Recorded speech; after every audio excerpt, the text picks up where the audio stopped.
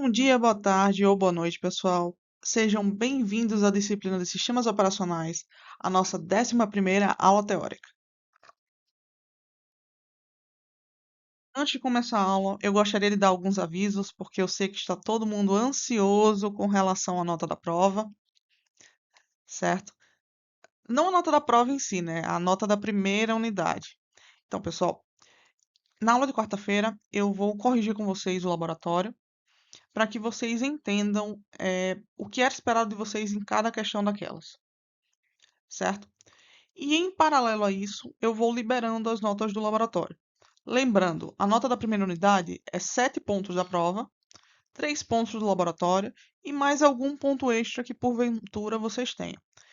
Então, se no momento que eu liberar a nota, vocês acharem que está faltando alguma coisa, certo? Me mandem um e-mail para que a gente possa conversar. Combinado? Vamos começar a aula? A aula de hoje, pessoal, é a última aula sobre gerenciamento de memória. Então, vamos começar a aula com uma breve recapitulação, porque alguns conceitos que a gente viu nas duas aulas passadas serão essenciais hoje, certo? Depois falaremos sobre tabela de páginas para memórias grandes, que basicamente vai fazer com que vocês entendam o que fazemos quando temos endereços virtuais muito grandes. Depois falaremos sobre paginação por demanda e como ela se diferencia da paginação simples. Falaremos também de algoritmos de substituição de páginas, certo? É o tópico principal da aula de hoje. E, por fim, falaremos sobre políticas de alocação, certo? E terminaremos a aula com questões de fixação. Iniciaremos a aula agora com a nossa breve recapitulação, que vocês gostam muito, eu tenho certeza. Nas aulas anteriores, nós falamos sobre o que é possível fazer quando a memória principal, ou seja, a memória RAM, não é grande o suficiente para abarcar o espaço de endereçamento de todos os processos que estão rodando. Uma dessas estratégias é o process swapping, ou a troca de processos, que faz com que o processo rode um pouquinho, certo? A memória dele, o espaço de endereçamento dele está na memória RAM. Aí ele roda um pouquinho, depois o sistema operacional coloca a memória dele, o espaço de endereçamento dele, no armazenamento, liberando assim espaço para que outro processo coloque seu espaço de endereçamento na memória RAM. Uma outra estratégia é a estratégia da memória virtual, que ela permite separar todo o espaço de endereçamento em unidades pequenas. O código, pessoal, vocês que são programadores, vocês sabem, o código ele não vai usar toda a memória o tempo todo, né? Quando você faz o seu algoritmo, vão ter aquelas variáveis que estão sendo usadas em uma parte, mas não estão sendo em outras. E em cada estágio do seu código, você vai usar simplesmente um pedacinho da memória do processo como um todo, certo? Essa técnica de memória virtual, ela se aproveita desse fato. Ela se aproveita que nem todas as unidades de memória, as unidades nas quais a gente divide o espaço de endereçamento, elas precisam estar na memória física simultaneamente. Então, dessa maneira, eu divido o meu espaço de endereçamento em unidades pequenas, certo? E eu deixo na memória principal apenas aquelas unidades que eu estou usando no momento. Isso permite, de certa forma, expandir a quantidade de memória disponível além do que está fisicamente presente na memória RAM. Porque no momento que eu coloco, por exemplo, só 10% do espaço de endereçamento de um processo na memória RAM, eu abro espaço para que outro processo também coloque os 10% que ele está usando também. Então, eu consigo colocar bem mais processos na minha memória principal. Na aula passada, nós vimos duas técnicas de memória virtual. A paginação é uma técnica que ela divide a memória virtual em blocos de tamanho fixo, que a gente chama de páginas. As páginas, elas não contêm necessariamente o mesmo tipo de informação. Como assim?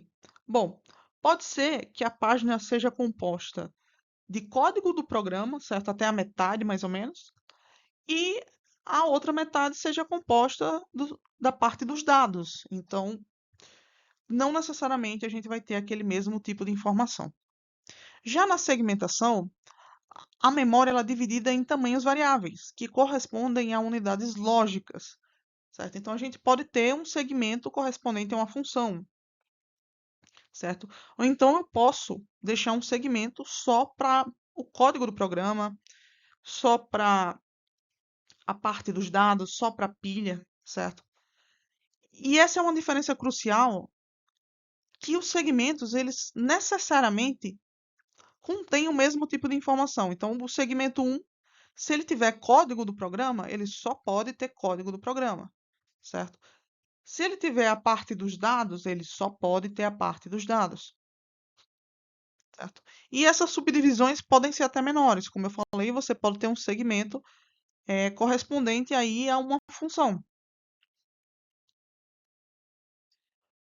Como funciona a paginação, pessoal? Bom, como eu falei, o espaço de endereçamento na paginação é dividido em blocos de tamanho fixo, os quais nós chamamos de páginas, certo? A página é um endereço virtual, ou seja, se refere à memória virtual. Na memória física, nós temos as unidades correspondentes que chamamos de quadros de páginas. Algumas páginas do programa em execução são salvas na memória principal, por estarem sendo usadas com bastante intensidade nesse ponto, enquanto outras que não estão sendo usadas ou estão sendo usadas muito pouco, podem ficar na memória secundária. Ou seja, essas páginas que estão sendo usadas, elas alocam um quadro de página, e as páginas que não estão sendo usadas, elas não estão alocando um quadro de páginas. Outro ponto é que a transferência entre a memória RAM e o disco, ela é sempre feita em páginas inteiras. Então, se eu quero saber o valor de uma variável x, por exemplo, eu tenho que ir buscar a página inteira na qual aquela variável se encontra. Então, é equivalente a você, por exemplo, você vai lá na biblioteca, você quer consultar alguma informação, certo? Então, você achou ali o parágrafo no qual aquela informação está.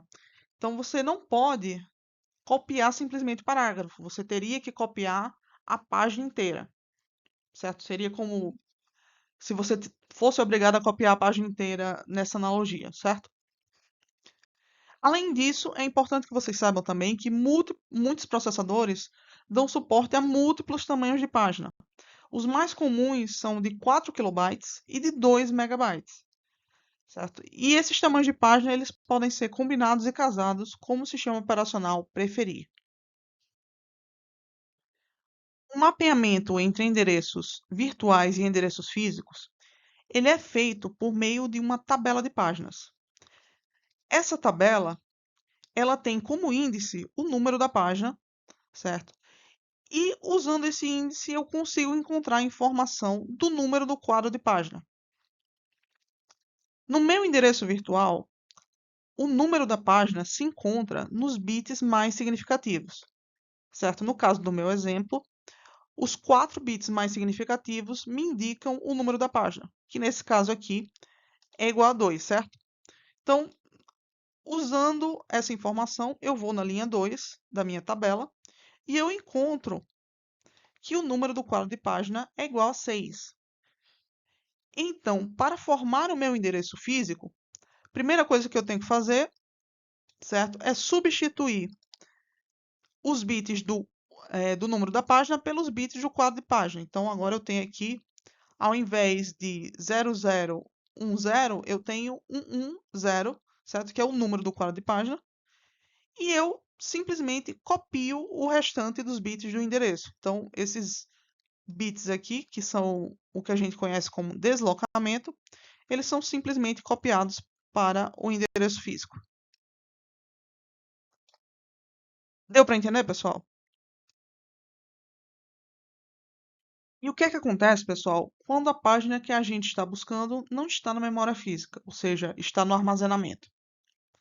Bom, quando a página não está mapeada, a MMU, que é a responsável por fazer essa tradução, ela interrompe o processo e ela devolve o controle da CPU para o sistema operacional. Esse evento é conhecido como page fault, certo? Ou falha de página. O sistema operacional, então, ele vai procurar essa página na memória secundária. Quando ele encontra essa página, ele escolhe um quadro de página um pouco usado, certo? E libera o seu conteúdo. E em seguida, ele carrega essa página recém-encontrada no quadro recém-liberado. E como é que funciona a estrutura de uma entrada da tabela de páginas? Bom, naquela tabela de páginas que eu mostrei a vocês, nós tínhamos basicamente duas informações. A primeira informação era o número do quadro de página, certo? Que indica em qual quadro aquela página está armazenada na memória RAM. E o bit presente ou ausente, que é 1 se aquela página estiver presente na memória RAM e 0 se aquela página não estiver presente na memória RAM. Ok? Todavia, pessoal, numa entrada da tabela de páginas, eu tenho outras informações também. Eu tenho, por exemplo, os bits de proteção que indicam quais tipos de acessos são permitidos, ou seja, se eu posso ler, se eu posso escrever, certo? Naquela página específica. O bit modificada, que a gente vai falar muito sobre ele na aula de hoje, que indica se aquela página foi modificada desde a última vez que ela foi trazida do disco. E por que é importante ter essa informação? Bom, as páginas elas têm também uma cópia no disco, mesmo que elas estejam na memória RAM, ok? Então, se aquela página foi modificada na memória RAM, no momento em que eu decido apagá-la da memória RAM, eu tenho que antes gravar essa modificação no disco, para garantir que a memória esteja consistente, certo? O bit referenciada, o qual eu estou indicando com o mouse, certo? Ele é outro bit sobre o qual vamos falar intensamente na aula de hoje. Ele é configurado pelo hardware para toda vez que a página é acessada, seja esse acesso para leitura ou para escrita. E se a página não for acessada durante um certo período de tempo, o bit ele é redefinido para 0 pelo sistema operacional. Isso, pessoal, vai ser muito importante quando estivermos falando de algoritmos de substituição hoje, certo? Porque alguns algoritmos, na verdade a maioria, é, escolhe descartar aquelas páginas que há muito tempo não são usadas. Então esse bit ele ajuda ao algoritmo a saber se aquela página foi usada recentemente ou não, certo? Por fim, temos o bit de cache desabilitado, que permite a desabilitação do mecanismo de cache, como o próprio nome já diz. Ok? Outra questão sobre a qual conversamos na aula passada foi a necessidade da paginação ser rápida. Por quê? Porque a execução de uma instrução ela pode requerer múltiplas consultas à memória, certo? Então, se esse mapeamento do endereço virtual para o endereço físico for muito lento, vai atrapalhar a execução do processo, vai retardar bastante a execução do processo, certo? Um entrave para essa rapidez é a questão do tamanho da tabela de páginas. Em um sistema que usa endereços virtuais de 32 bits com páginas de 4 kilobytes, que é o tamanho mais comum de página, nós teremos aí 2 elevado a 20 páginas, certo? Se o sistema usar 64 bits, então você vai ter 2 elevado a 52 páginas. Então é muita página, pessoal. Uma questão que impacta na velocidade da paginação é o local onde a tabela de páginas está armazenada. Se armazenarmos a tabela de páginas em registradores na CPU, nós vamos ter uma velocidade de paginação muito grande, certo? Porém, os registradores eles são memórias muito caras, então isso é inviável na maioria dos casos. Se armazenarmos a tabela de páginas exclusivamente na memória RAM, nós vamos ter aí um custo bem mais barato, porém, a velocidade da paginação vai ser impactada, certo? Uma terceira opção seria armazenar a tabela de páginas numa memória cache especial na MMU, certo? Essa memória cache, que a gente chama de TLB, ela serviria para armazenar aquelas entradas da tabela de páginas que são utilizadas com mais frequência. Então, seria equivalente a você, quando você está estudando, você marca algumas páginas do livro, que são aquelas páginas que você mais usa. E quando você vai procurar alguma informação, primeiro você procura nessas páginas que você marcou. Se você não encontrar, aí você olha no índice do livro. Da mesma maneira, quando a gente usa essa TLB e a gente precisa de alguma página, a gente primeiro olha se aquela página está na TLB. Se a página não estiver na TLB, aí sim a gente vai checar na tabela de páginas completa na memória RAM, certo? Lembrando que a TLB tem normalmente, tá? Entre 8 e 256 entradas. Então, ela realmente armazena apenas as entradas mais frequentes, certo? Em comparação com uma tabela de páginas aí de mais de 1 milhão de entradas. E como é que a gente faz, pessoal, quando a gente tem tabelas de páginas para memórias grandes demais, certo? Bom, pessoal, quando a tabela de páginas é grande demais, pode não ser interessante manter todas as entradas na memória RAM o tempo inteiro. E uma saída para fazermos isso é usar uma tabela de páginas dividida em várias camadas ou níveis, que a gente chama de tabela de páginas multinível. De forma que o nível 1 ele serve para encontrar a tabela de nível 2 e assim por diante. Certo? A gente pode ter N níveis aí. Seria similar, por exemplo, a um livro ser dividido em partes. Então, primeiro você acha a parte que você quer, depois você acha o capítulo, e depois do capítulo, aí você acha a página que você quer. Certo? E uma grande vantagem dessa estrutura de tabela de páginas multinível é que apenas algumas tabelas de páginas precisam ser mantidas na memória RAM. Então, você acaba economizando memória.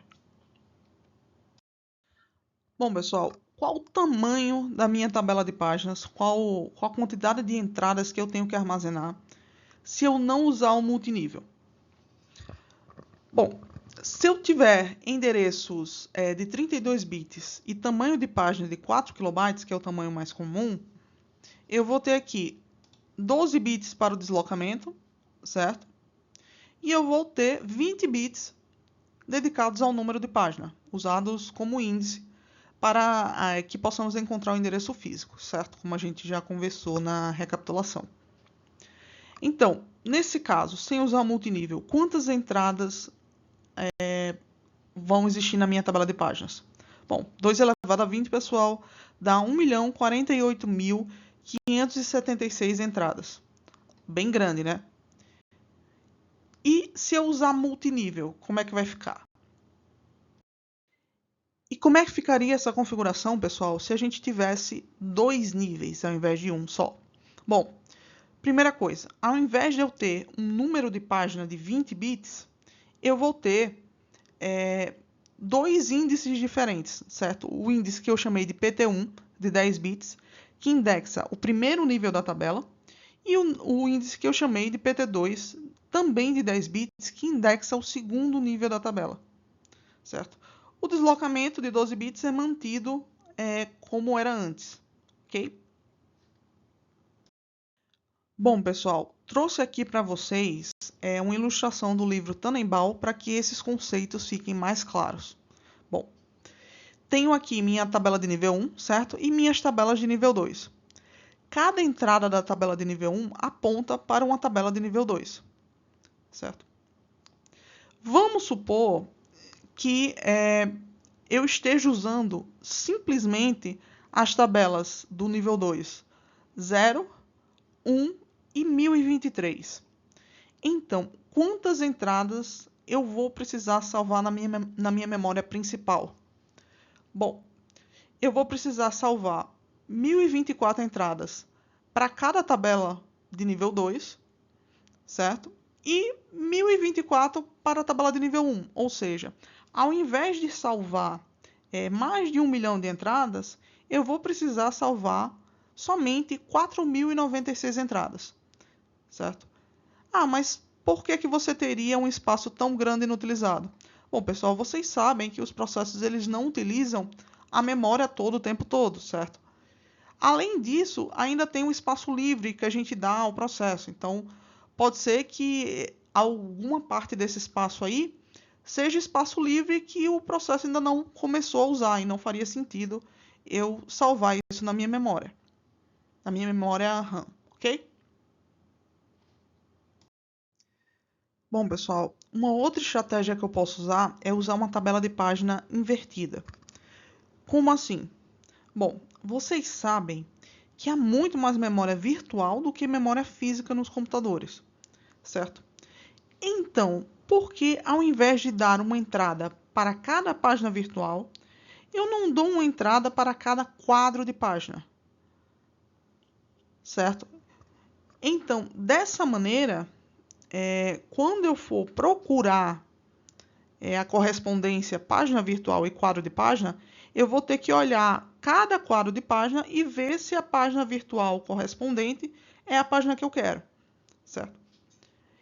Isso pode ser extremamente vantajoso em termos de espaço, certo? Porque a economia de memória é gigantesca.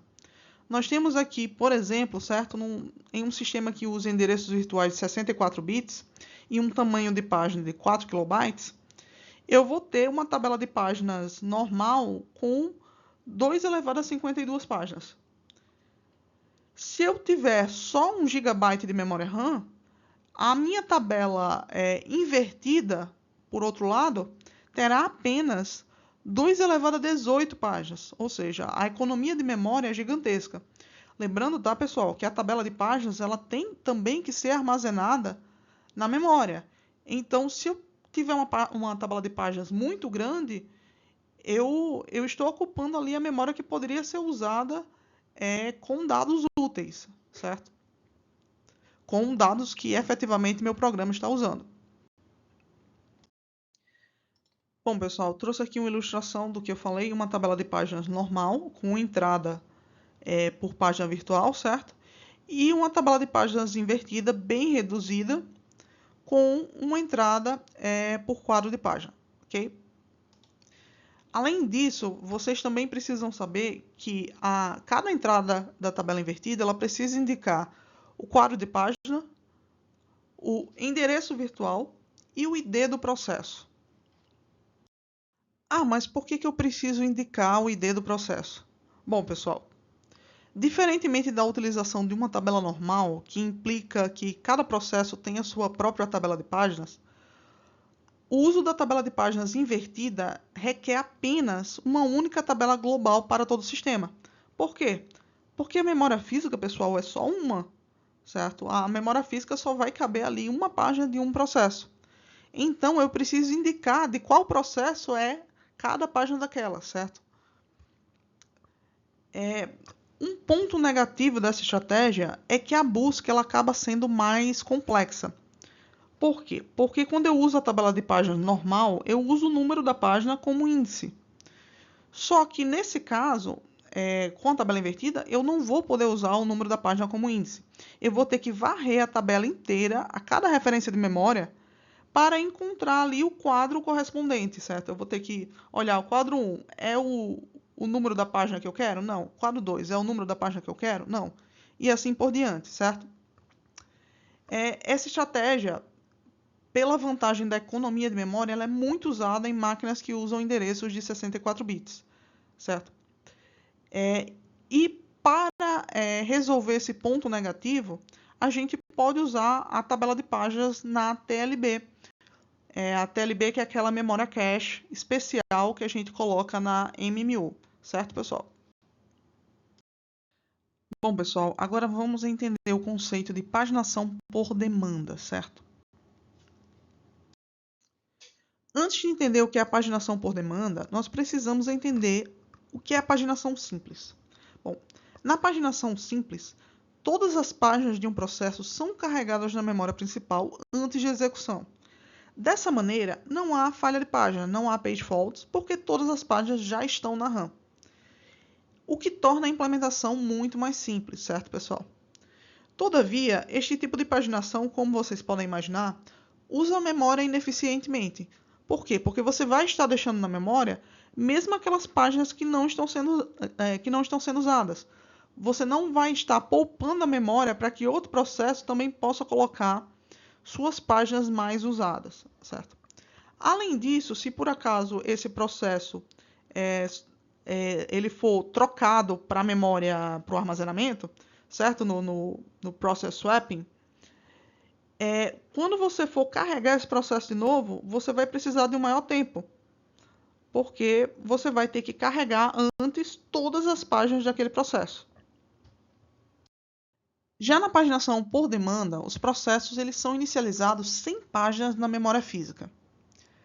Assim que a CPU tenta buscar a primeira instrução, ela detecta uma page fault. Isso faz com que o sistema operacional seja obrigado a ir no armazenamento buscar aquela página que contém a primeira instrução, certo? Aquela página que contém o código do programa. Depois de um tempo, o processo ele vai ter a maior parte das páginas que ele precisa na memória física, necessitando pouco da busca por páginas na memória secundária. Ah, como assim? Bom, assim que o processo é inicializado, ele vai ter várias ocorrências de falha de página. Falha de página, falha de página, falha de página, falha de página, até que ele traga para a memória principal aquelas páginas que ele está precisando mais no momento. E isso vai reduzir bastante a ocorrência de page fault e o processo vai conseguir executar de uma maneira mais orgânica. O nome paginação por demanda vem justamente do fato de que as páginas vão sendo carregadas na medida em que são requisitadas e não antecipadamente, como acontece na paginação simples, certo? Como vocês podem imaginar, este tipo de paginação aumenta e muito a eficiência do armazenamento na memória, porque você vai estar trazendo só aquilo que você precisa, certo? Além disso, o tempo de carregamento do processo, quando eu estou inicializando o processo, é muito mais rápido, porque eu não tenho que carregar, a priori, página alguma. Bom, pessoal, agora vamos falar sobre os algoritmos de substituição de páginas. Bom, pessoal, os algoritmos de substituição de página, eles me ajudam a escolher qual página será substituída quando eu tenho uma falha de página, um page fault, certo? Qual seria a melhor estratégia? A melhor estratégia é substituir aquela página que chegou primeiro? A melhor estratégia é substituir aquela página que não foi referenciada ou que não foi modificada, por exemplo? Vamos ver já já. Eu trouxe para vocês 9 algoritmos, certo? O algoritmo ótimo, que não existe, mas que serve de baseline para comparação, certo? O algoritmo NRU, o algoritmo FIFO, que vocês já estão cansados de ver, o algoritmo segunda chance, o algoritmo relógio, LRU, NFU, o algoritmo de envelhecimento e o algoritmo de conjunto de trabalho.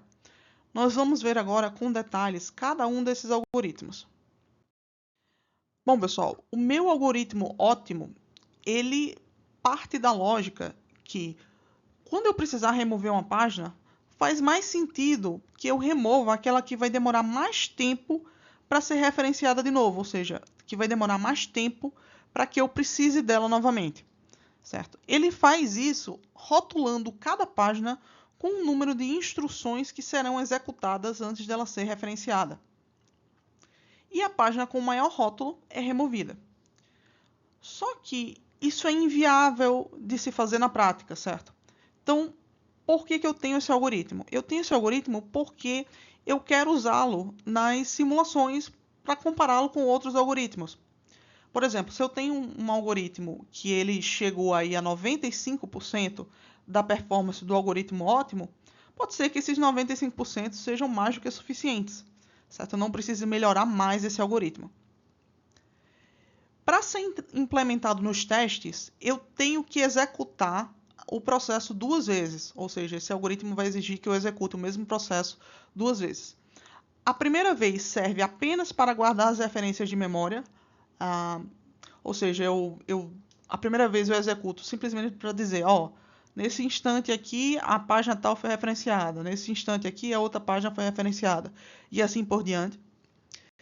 Já na segunda vez, aí eu implemento o algoritmo de fato, certo? O nosso primeiro algoritmo que existe na prática, certo? O primeiro algoritmo que eu vou mostrar aqui é o Not Recently Used, ou seja, NRU. Esse algoritmo ele usa aqueles bits referenciada e modificada que eu mostrei na recapitulação, certo? E quando ocorre o evento de page fault, o sistema operacional ele divide as páginas em 4 classes.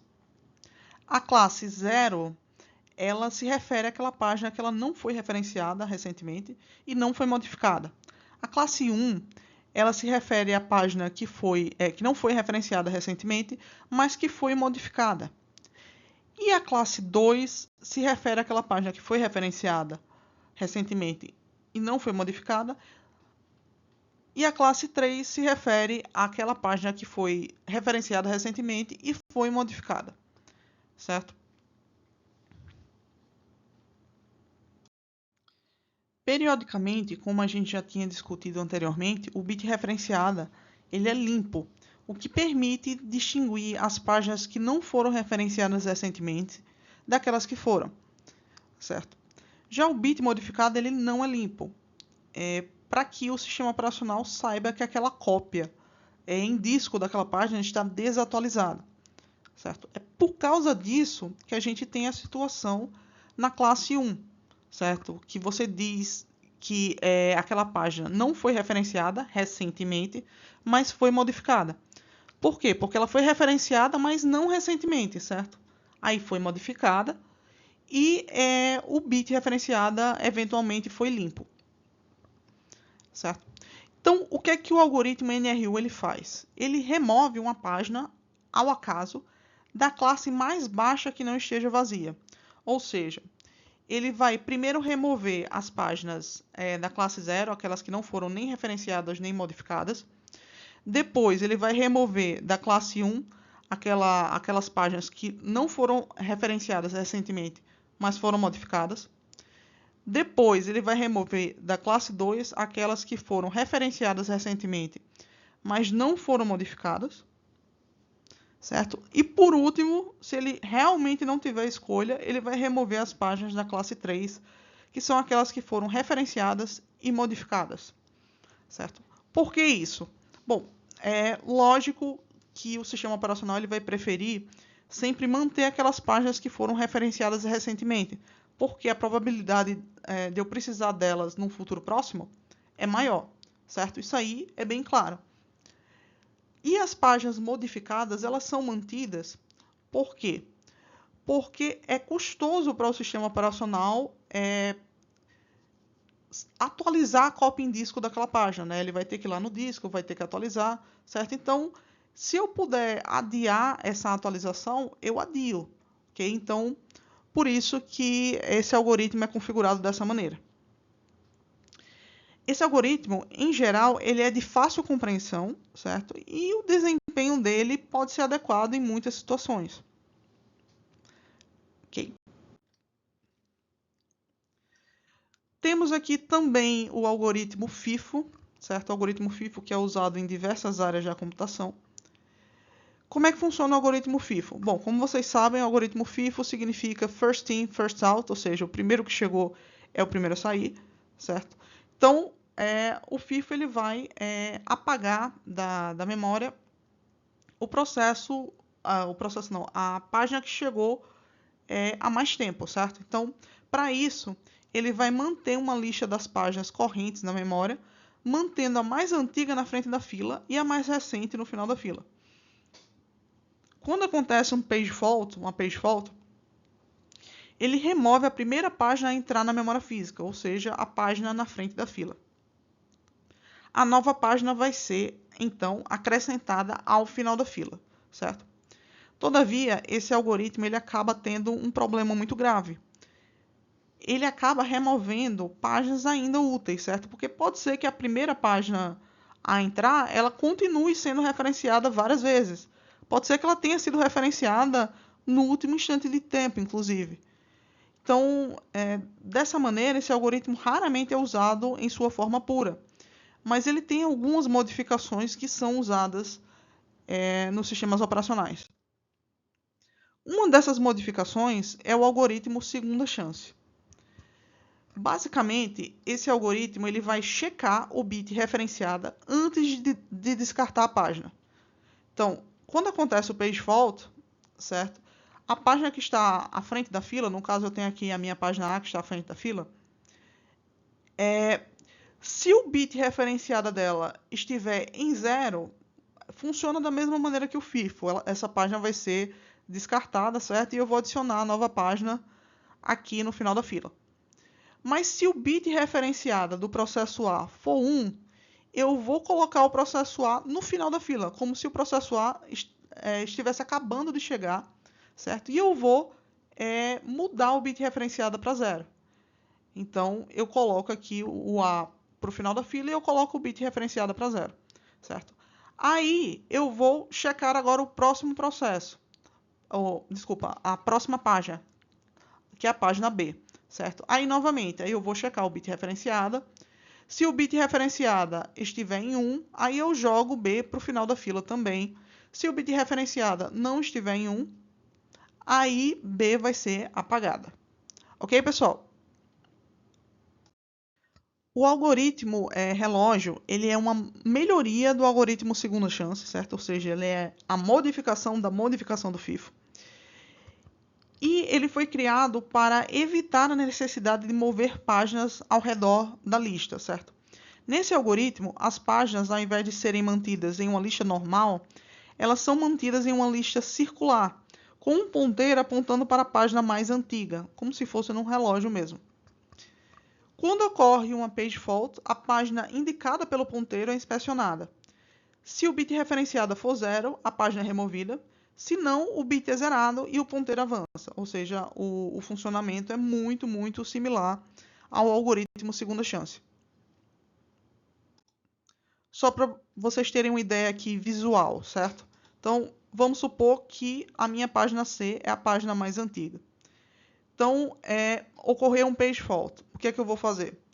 Vou verificar se o bit referenciado de C é igual a 1. Se for, eu mudo o ponteiro para apontar para a página D, certo?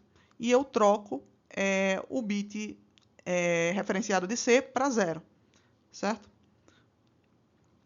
Se não, se o bit referenciado de C for 0, o que é que eu vou fazer? Eu vou simplesmente apagar a página C. Nós temos também o algoritmo Least Recently Used, certo? Esse algoritmo ele entende que páginas usadas intensamente nas últimas instruções, elas provavelmente serão usadas nas próximas. Da mesma maneira, se a página passou muito tempo sem ser usada, a probabilidade que ela passe mais tempo ainda sem ser usada é grande também, certo? Desta forma, seria inteligente descartar a página que não é usada há mais tempo. Bom, pessoal, esse algoritmo ele tem duas possíveis implementações em hardware. A primeira implementação usa uma lista encadeada que mantém a página mais recentemente usada primeiro e a menos recentemente usada por último. Dessa forma, eu vou apagar aquela página que está por último na lista, certo? Essa lista ela precisa ser atualizada a cada referência de memória. E isso é uma operação, de certa forma, custosa. Ok? Temos também a opção de adicionar um hardware com um computador de 64 bits no meu computador. Certo? Esse computador ele é incrementado a cada instrução. Após cada referência de memória, o valor do computador deve ser armazenado na entrada da tabela de páginas referente à memória recém-referenciada. Para quê? Para eu saber quando aquela página foi referenciada por último, certo?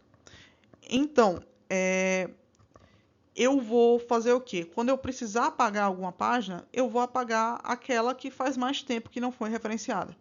Eu vou usar esse valor armazenado na tabela de páginas para saber qual página faz mais tempo que não foi usada. Okay? Quais são os problemas disso? Poucas máquinas contêm esse contador, certo? E além disso, as entradas da tabela de páginas ficariam muito grandes se eu usasse esse algoritmo dessa maneira.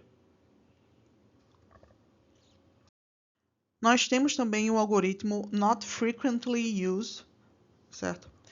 Que é, na verdade, o LFU implementado usando um contador em software associado com cada página, certo? Então, o contador para cada página é inicializado com 0 e a cada interrupção de relógio, o sistema operacional vai percorrer todas as páginas na memória, adicionando o valor do bit referenciada ao contador individual de cada página. Ou seja, a cada interrupção do relógio, ele vai verificar se aquela página foi referenciada ou não e vai adicionar esse valor ao contador, certo? Quando ocorre uma page fault, a página com o contador mais baixo é substituída. A grande desvantagem desse algoritmo é que ele tem uma memória de elefante, certo? Ele não esquece de nada. Então, páginas usadas com muita frequência em um ponto do código, elas vão ter um contador muito alto, certo? E elas demorarão demais a serem descartadas, mesmo depois que elas passem, sei lá, 10 segundos, 20 segundos sem serem usadas. Certo, pessoal? Bom, pessoal, uma modificação do NFU, lembrando, a gente está lidando com muitas modificações das modificações, né? É o algoritmo de envelhecimento. E ele faz o seguinte, ele dá uma prioridade, um peso maior para a referência mais recente, certo? Então, basicamente, ele desloca os contadores um bit à direita antes que o último bit referenciado seja adicionado. E ele adiciona o bit referenciada no bit mais significativo, certo? Então, essa informação, essa referência mais recente, ela vai ter o maior peso de todos. Então, tenho aqui uma ilustração do Tannenbaum para mostrar para vocês, certo? Então, eu vou adicionando os bits referenciada nos contadores de cada página, certo?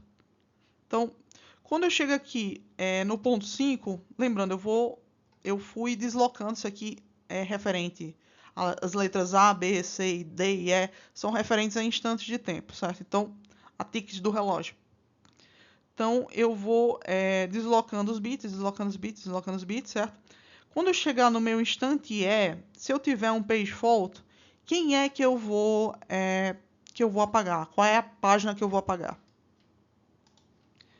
Bom, pessoal, dessa forma que está aqui, eu apagaria, certo, a página 3. Ah, mas por quê? Bom, porque ela foi citada, certo? A página 3, ela foi citada aqui. Deixa eu ver. Ela foi citada só nesse ponto aqui, certo? Foi a última vez que ela foi citada. Certo? Então ela começa com 001, certo? Enquanto as outras, todas as outras, exceção das 5 aqui, foram citadas mais recentemente. Ah, e por que você não apaga a 5? Porque a 5 ela foi citada uma vez antes da página 3, uma vez a mais. No caso, ela foi citada aqui no meu primeiro instante de tempo aqui, certo? Então, esse bitzinho aqui, ele vai servir de certa forma de desempate para eu escolher qual vai ser a página descartada. Deu para todo mundo entender? Bom, pessoal, antes que eu possa mostrar a vocês o próximo algoritmo, eu preciso que vocês entendam o conceito de conjunto de trabalho. O que é isso?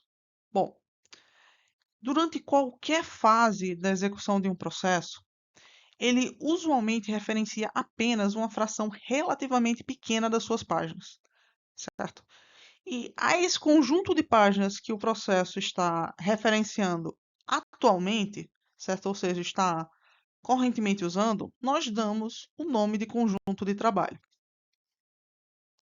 Por que esse conceito é tão importante? Ele é importante porque se não houver memória física suficiente para todo o conjunto de trabalho de um processo em determinado momento, esse processo vai acabar causando falhas de página em excesso, prejudicando o seu desempenho, certo, pessoal? Vamos supor que um processo ele tenha 5 páginas, certo, no seu conjunto de trabalho, mas ele só tem acesso a 4 quadros de página, certo? Então, o que é que vai acontecer? Vai ter uma página que não, a todo momento, uma das páginas que o processo precisa não vai estar na memória, certo? Não que ele vá referenciar essa página o tempo todo, mas ele referencia com muita frequência. Então, vai acontecer falha de página o tempo todo. E sempre que acontecer essa falha de página, o sistema operacional vai ter que interromper o processo, vai ter que ir no armazenamento, certo? Buscar essa página e trazê-la de volta. Esse processo de ir buscar no HD, no SSD, essa página, ele custa em torno aí de alguns milissegundos, certo? Enquanto as instruções do processo, elas devem executar ali em nanosegundos, ou seja, vai ser um atraso muito grande. Ok, pessoal? É por causa disso também que quando acontece um process swapping e esse processo ele vai lá para o armazenamento, certo? Quando ele é trazido de volta, muitos sistemas de paginação eles tentam controlar, eles tentam se certificar que o conjunto de trabalho está na memória antes que aquele processo seja executado novamente. Então, quando o processo vai estar ali no armazenamento em disco e é trazido de volta, alguns sistemas eles tentam carregar essas páginas que estavam no conjunto de trabalho antes do processo ser interrompido, certo? Para evitar a ocorrência de falha de páginas o tempo todo na reexecução do processo, certo? Lembrando, tá, pessoal, o Process Swapping ele pode ser usado num sistema que usa memória virtual também, tá? Que usa paginação também, ok? É possível. Bom, e esse pré-carregamento do conjunto de trabalho é chamado de pré-paginação ou de modelo do conjunto de trabalho. Quando eu estou verificando nas K últimas referências que aquele processo fez para saber qual é o conjunto de trabalho, para que, se aquele processo for interrompido e for jogado para o armazenamento, eu possa fazer uma pré-paginação. Então, ao verificar essas informações, eu posso usá-las também para implementar um algoritmo de substituição, certo? E a ideia desse algoritmo consiste em remover aquelas páginas que estão na memória, mas que não estão no conjunto de trabalho do processo no momento de um page fault, ok? Observe que quando eu falo das K últimas referências, eu não estou querendo dizer das K últimas páginas, certo? Porque uma página ela pode ser referenciada múltiplas vezes nesse tempo. Trouxe aqui para vocês, só para vocês terem uma noção, certo? O tamanho do conjunto de trabalho em função da variável K, certo? Que mede a quantidade de referências que eu estou puxando para trás para saber quais páginas estão nesse meu conjunto de trabalho, certo? Então, inicialmente, a gente tem um aumento aqui muito grande do conjunto de trabalho com o aumento do K, só que em algum ponto isso aí vai estagnando, certo? Por quê? Justamente porque referências repetidas acontecem. Então, se eu tiver um conjunto de trabalho de, por exemplo, 10 páginas e o meu K aqui for 100, o que é que vai acontecer? Vai acontecer que vão haver repetidas referências a essas 10 páginas, normalmente, ok? Então, por isso que esse aumento estagna em determinado ponto. Como é que funciona, pessoal, o algoritmo do conjunto de trabalho? Primeiramente, para vocês entenderem o algoritmo, vocês têm que entender que quando eu falo de tempo virtual atual, eu estou me referindo ao tempo que o processo realmente usou desde que foi inicializado, certo? E a idade de uma página é o tempo virtual atual menos um instante de último uso, certo? Então, basicamente, a cada instante de relógio, eu verifico o bit referenciado. Se ele for 1, a variável instante de último uso é alterada para o tempo virtual atual, certo? Ou seja, ela foi usada no tempo atual. Quando há uma falha de página, um page fault, o algoritmo verifica primeiramente se a página na tabela foi referenciada na última interrupção de relógio. Se sim, aquela página ainda pertence ao conjunto de trabalho. Se não, e a idade for maior do que um parâmetro que eu estou chamando aqui de tal, certo?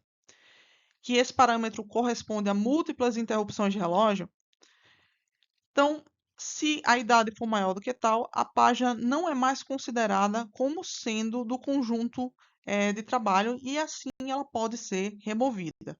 Ok, pessoal? Bom, pessoal, trouxe aqui uma figura para que vocês possam entender melhor como é que isso funciona, certo? Então, basicamente, eu tenho aqui minha tabela de páginas. Na tabela de páginas, eu tenho que ter informação do bit referenciada, certo? E eu tenho que ter informação do instante do último uso, certo? Então, lembrando, a idade é o tempo virtual atual menos o instante de último uso. Então, eu vou varrer essa tabela quando acontecer uma page fault, procurando aqui as páginas que não foram referenciadas recentemente, ou seja, que estão com bit referenciado igual a zero, certo? E se elas estiverem com bit referenciado igual a zero, eu vou computar a idade. Se a idade for maior do que a minha variável tal, aí eu posso remover essa página, certo? No caso aqui, eu só tenho duas páginas que não foram referenciadas recentemente. Então, essa primeira página aqui e essa segunda página aqui, ok? Que seriam justamente as páginas que eu computaria a idade. Como vocês podem ver, essa daqui é mais velha do que a de baixo, então ela seria uma candidata melhor para ser removida. Ok, pessoal? Agora vamos falar um pouco sobre as políticas de alocação. Uma questão que precisa ser respondida quando a gente lida com paginação é a seguinte: quantos quadros de página devemos alocar a cada processo? Como nós podemos escolher isso de uma maneira eficiente? Por que isso é importante? Porque nós podemos ter dois problemas quando temos uma quantidade de quadros de página inadequada para aquele processo. O primeiro problema é a ultrapaginação, que ela acontece quando o processo tem acesso a menos memória física do que necessário para seu conjunto de trabalho, certo? Então a gente vai ter erros ali constantes de page fault. Nós também temos o problema do desperdício de memória, que basicamente acontece quando um processo tem acesso a mais memória física do que necessário. Então, aquelas páginas ali pouco usadas vão acabar sendo mantidas na memória desnecessariamente. Uma questão que tem que ser levada em conta, que vai acabar afetando a quantidade de páginas que a gente, aliás, a quantidade de quadros de página que a gente dá a um processo, é a seguinte: é, o algoritmo de substituição ele deve levar em conta apenas as páginas do mesmo processo ou também as páginas de outros processos, certo? Então eu posso substituir uma página de outro processo ou só daquele mesmo processo? Se eu puder apenas substituir as páginas do mesmo processo, eu tenho o que eu chamo de uma política de alocação local. Então, política de alocação local corresponde a alocar a todo processo uma fração de memória fixa, ou seja, a quantidade ali de memória que eu estou dando ao processo não vai mudar durante a execução.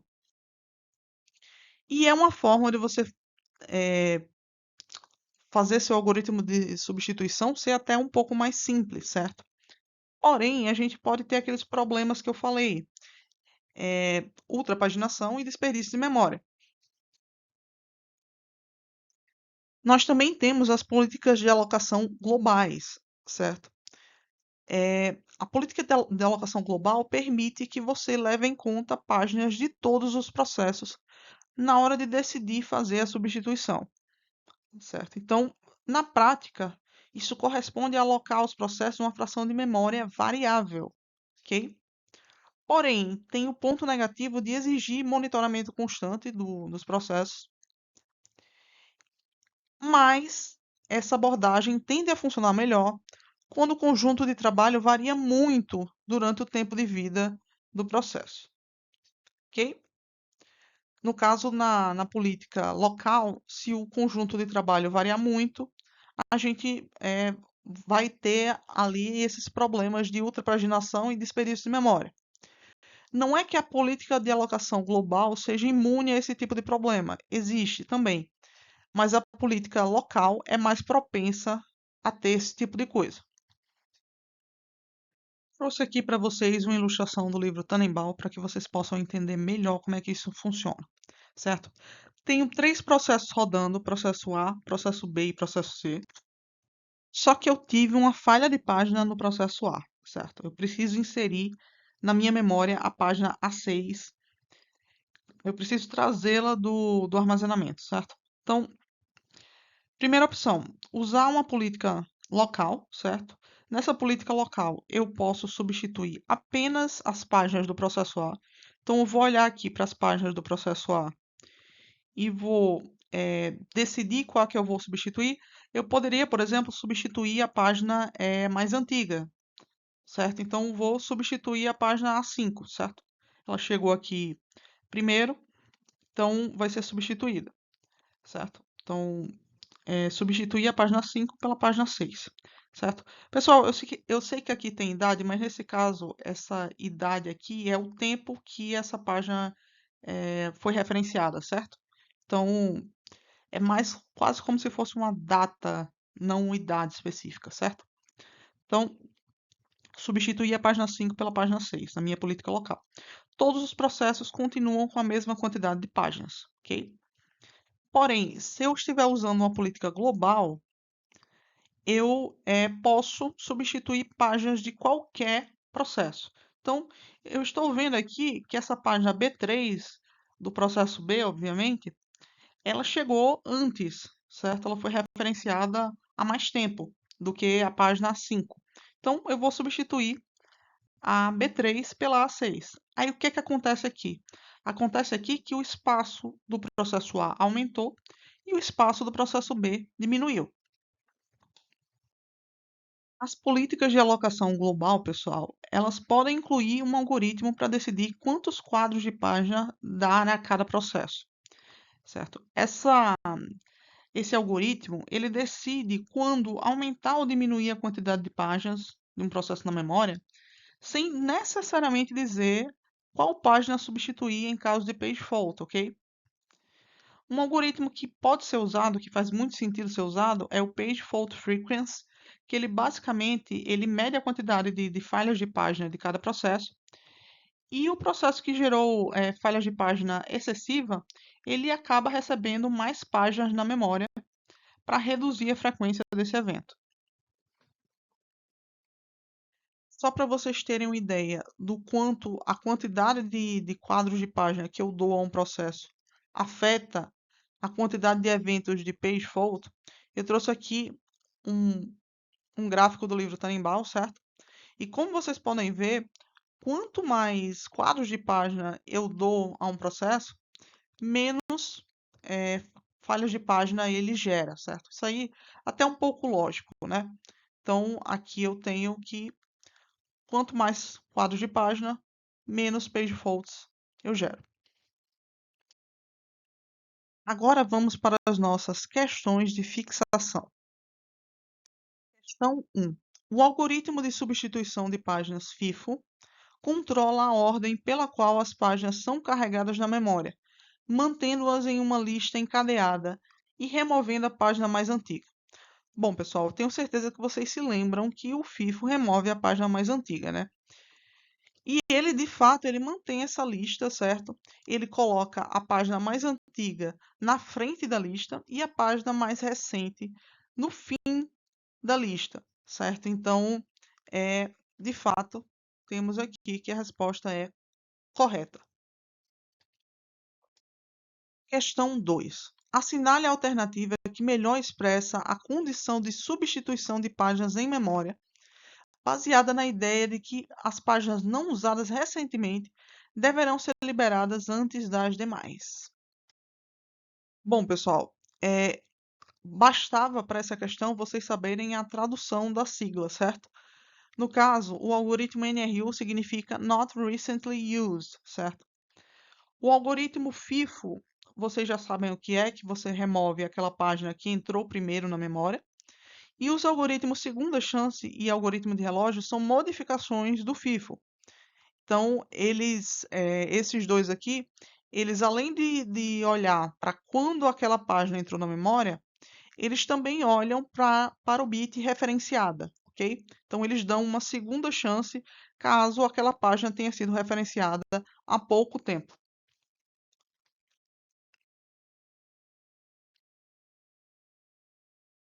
Então, resposta letra A. Questão 3. Considerando os algoritmos de substituição de página, assinale a alternativa que apresenta o algoritmo que tem como desvantagem ser ineficaz por reinserir constantemente páginas no final da fila. Então, pessoal, alternativa A, troca ótima de página. Lembrando que o algoritmo ótimo, ele não existe na prática, certo? E ele também não guarda uma fila. Letra B, troca de página não recentemente usada, ou seja, o NRU. O algoritmo NRU, pessoal, ele divide as páginas em classes. E ele usa os bits referenciada e modificada para decidir quais páginas serão removidas. Então, ele não mantém uma fila, certo? Letra C, troca de páginas FIFO, certo? O algoritmo FIFO, ele de fato, ele mantém uma lista, certo? Uma fila. Só que ele não reinsere nada. Aquele primeiro que entrou é o primeiro que sai. Então, não existe uma reinserção de páginas no final da fila. O algoritmo segunda chance, sim. Ele é um FIFO modificado, então ele tem uma fila, certo? Só que quando chega a hora daquele elemento mais antigo ser removido, o algoritmo vai verificar se aquele elemento foi referenciado há pouco tempo. Se sim, aí sim ele vai reinserir esse elemento no final da fila. Então, já temos aqui a nossa resposta, certo?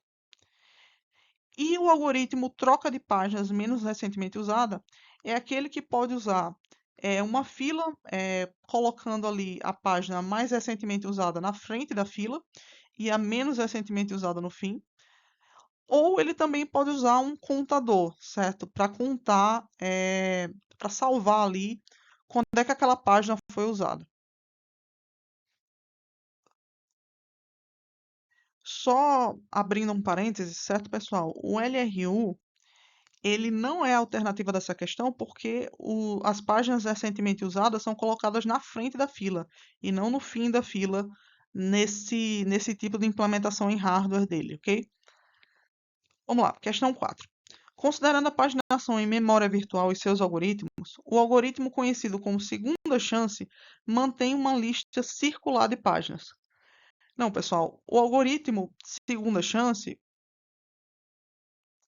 ele mantém uma lista normal, certo? Quem mantém uma lista circular é o algoritmo de relógio, certo? Que é uma modificação de segunda chance. Questão 5. Em sistemas operacionais que usam paginação para gerenciamento de memória, os algoritmos de troca de página escolhem uma página a ser removida da memória para que uma nova seja alocada. Em um desses algoritmos, uma página modificada que não tenha sido referenciada pelo menos no último tique de relógio, tipicamente em 20 milissegundos, é removida em vez de uma página não modificada que tenha sido muito usada. Trata-se do algoritmo denominado. Bom, pessoal, quando eu tenho esse tipo de informação aqui, vocês se lembram do quê?